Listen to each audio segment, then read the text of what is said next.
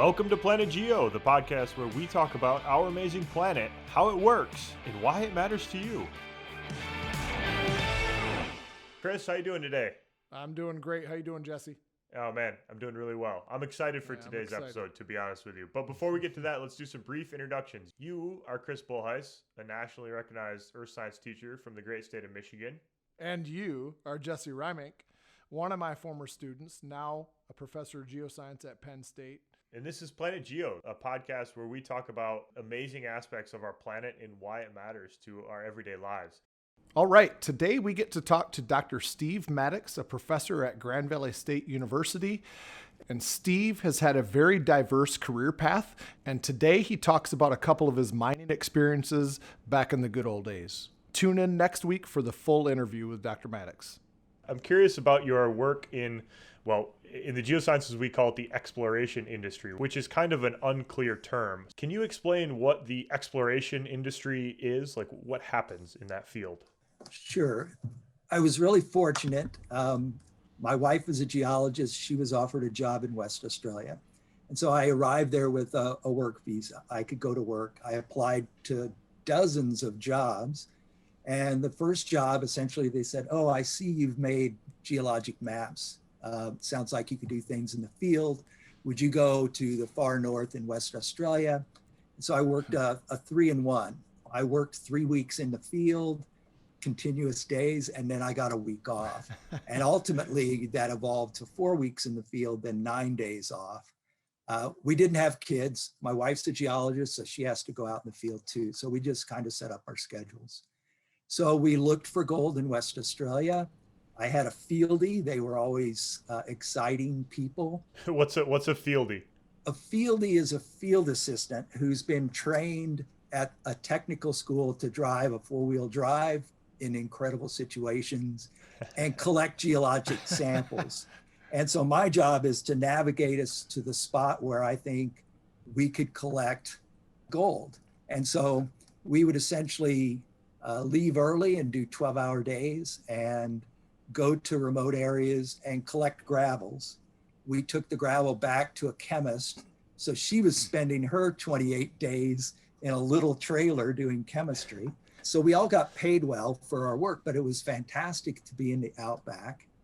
Ultimately, we found soils at 28 parts per million gold, which is economic concentration. That doesn't mean that there's enough gold in the ground.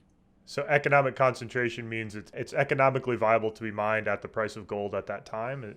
Is that correct? But we don't know the size of the deposit.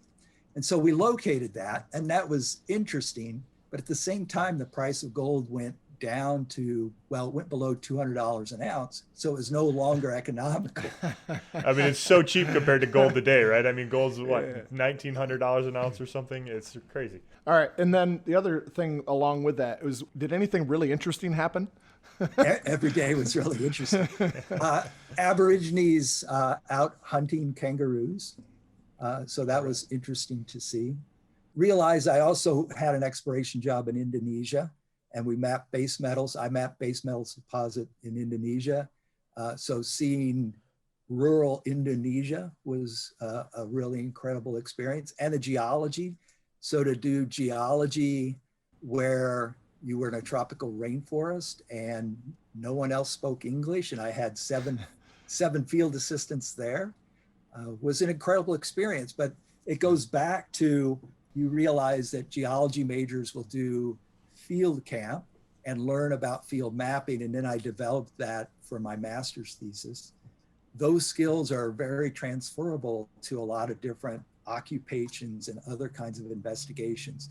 So people would look at my resume and say, "Oh, I don't want you for the job that you applied for, but would you go to Indonesia and make a map for me?" And be like, "Yeah, sure, I can do that." Wow. Wow, that's interesting.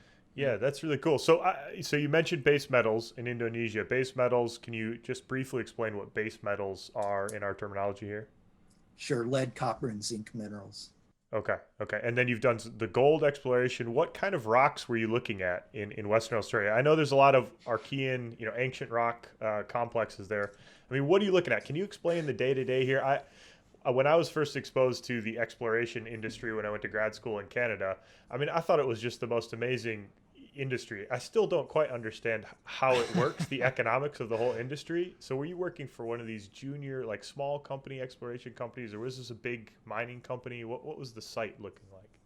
No, it was a smaller company that leased a huge number of I don't know if it was acres or square kilometers.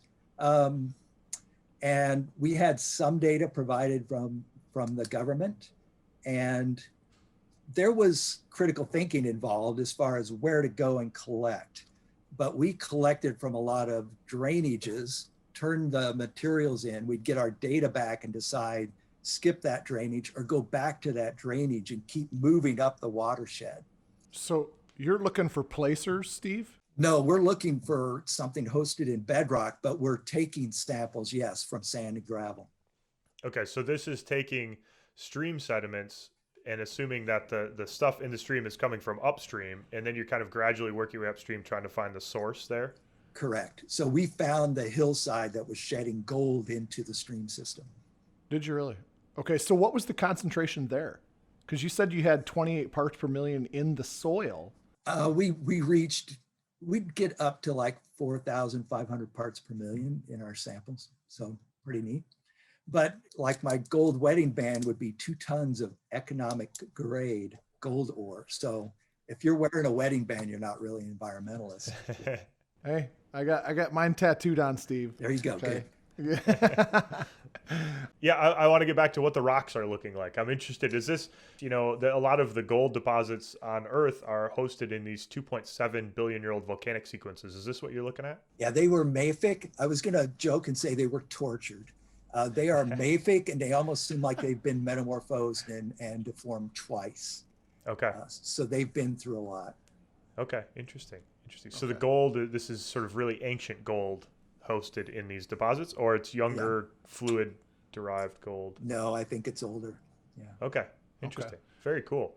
Steve, what is the best thing or most interesting thing that you discovered during those years? It was fantastic to be out there. I have no desire to go four-wheel driving because we've done it to the extreme.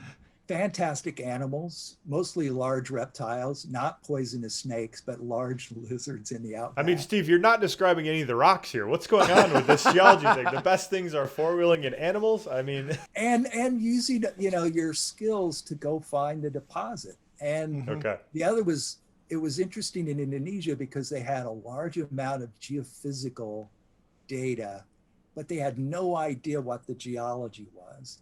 And to realize that the base metal deposit is at the contact of the unconformity with the limestone above it, it was kind of pretty straightforward geology and chemistry, but they were clueless about why it was there until they just sent a geologist to make sense of it.